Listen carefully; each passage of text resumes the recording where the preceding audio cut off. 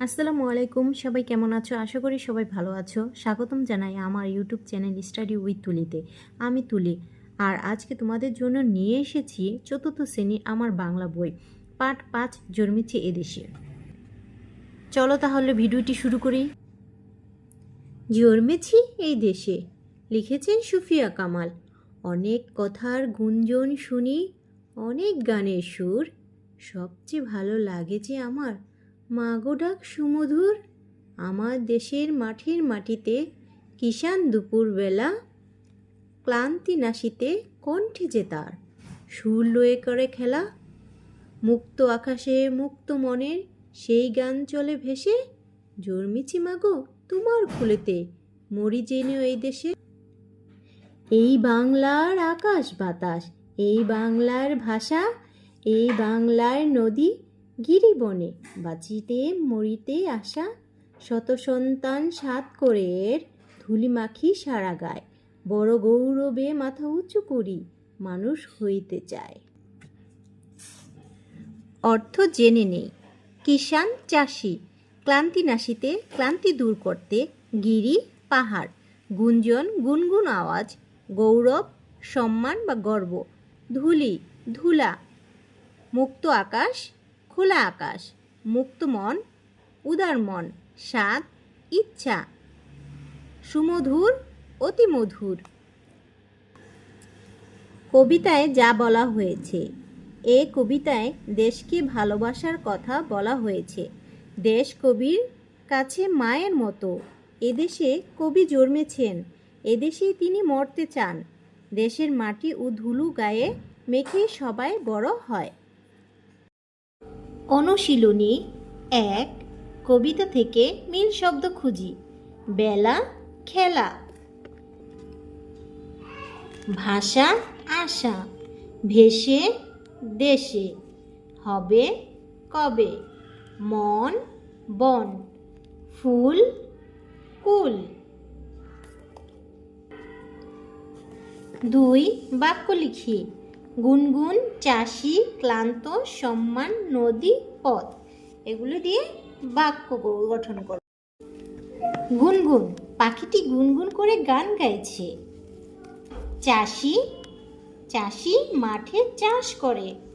ক্লান্ত, অনেক হাঁটার পর আমি ক্লান্ত। সম্মান, বড়দের সম্মান, সবসময় সম্মান করব। নদী, আমাদের গ্রামে একটি বড় নদী আছে। পথ, সৎ পথে চললে জীবন উন্নতি করা যায়। 3, শব্দ নিয়ে শূন্যস্থান পূরণ করি। এখানে কিছু শব্দ আছে, যেমন আকাশ, কৃষক, পাহাড়, সম্মান, পরিশান্ত, স্বাধীন। এই শব্দগুলো নিয়ে এই শূন্যস্থানগুলো পূরণ করতে হবে। চলো তাহলে পূরণ করি। ক, আমরা বড়দের সম্মান করব। খ, শ্রমিক ঢ্যাস হয়ে বিশ্রাম নিচ্ছে, পরিশান্ত। গ, ঢ্যাস মাঠে নানা ধরনের ফসল ফলায়। কৃষক মাঠে নানা ধরনের ফসল ফলায়।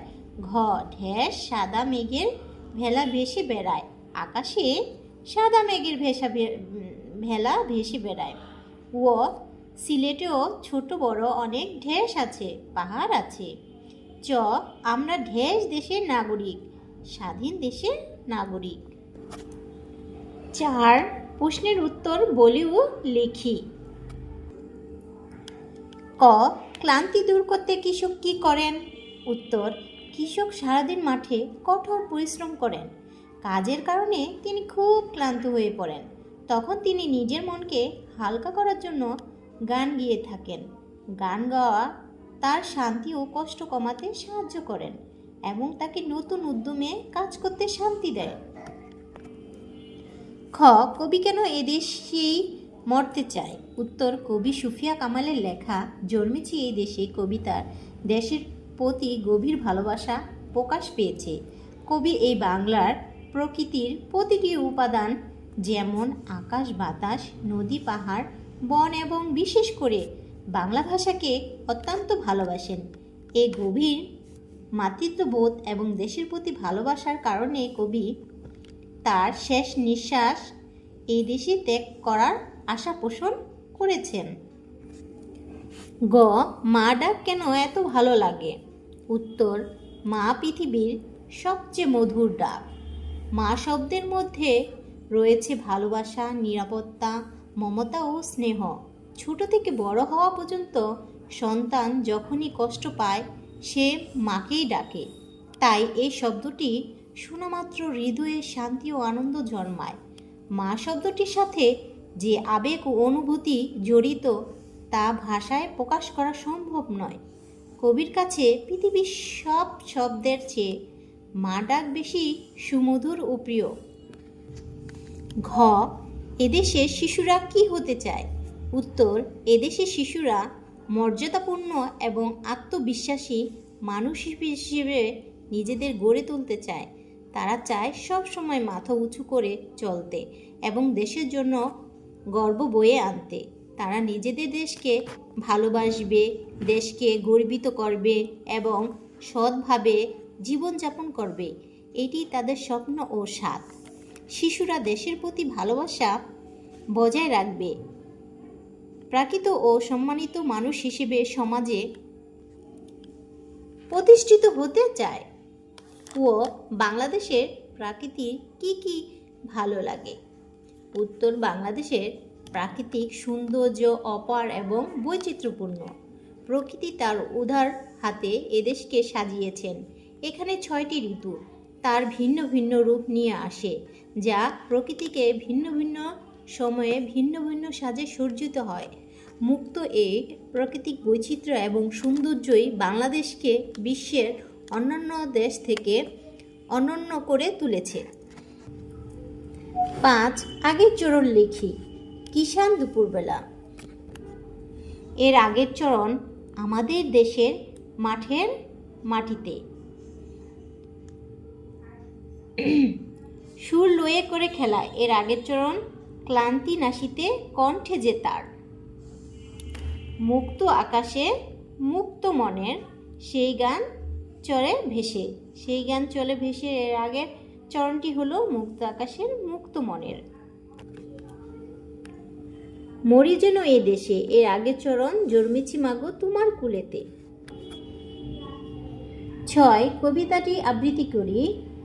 এর আগে আমরা কবিতাটি আবৃত্তি করে এসেছি। 7. ব্যাখ্যা বলি ও লিখি।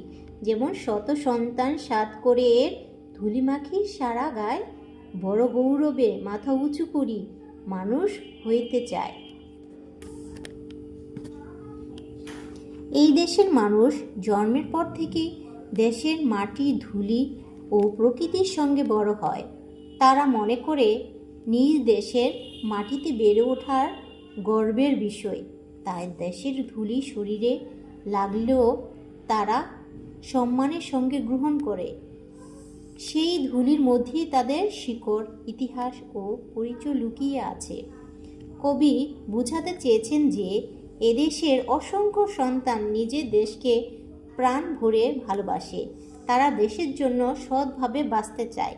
তাই তারা শুধু বড় মানুষ নয়, নৈতিক, আদর্শবান ও দায়িত্বশীল মানুষ হতে চায়। 8. নাম শব্দ বাছাই করে ডান পাশের ঘরে লিখি।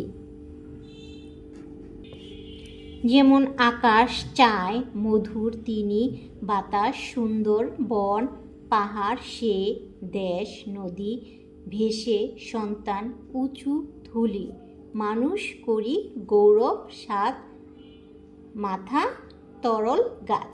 এখানে আকাশ একটি নাম শব্দ, তারপর বাতাস একটি নাম শব্দ, বন একটি নাম শব্দ, তারপরে হলো পাহাড় একটি নাম শব্দ, তারপর দেশ একটি নাম শব্দ, নদী একটি নাম শব্দ, সন্তান একটি নাম শব্দ, ধুলি এটাও একটি নাম শব্দ, মানুষ একটি নাম শব্দ, গৌরব একটি নাম শব্দ, মাথা একটি নাম শব্দ, গাছ নাম শব্দ।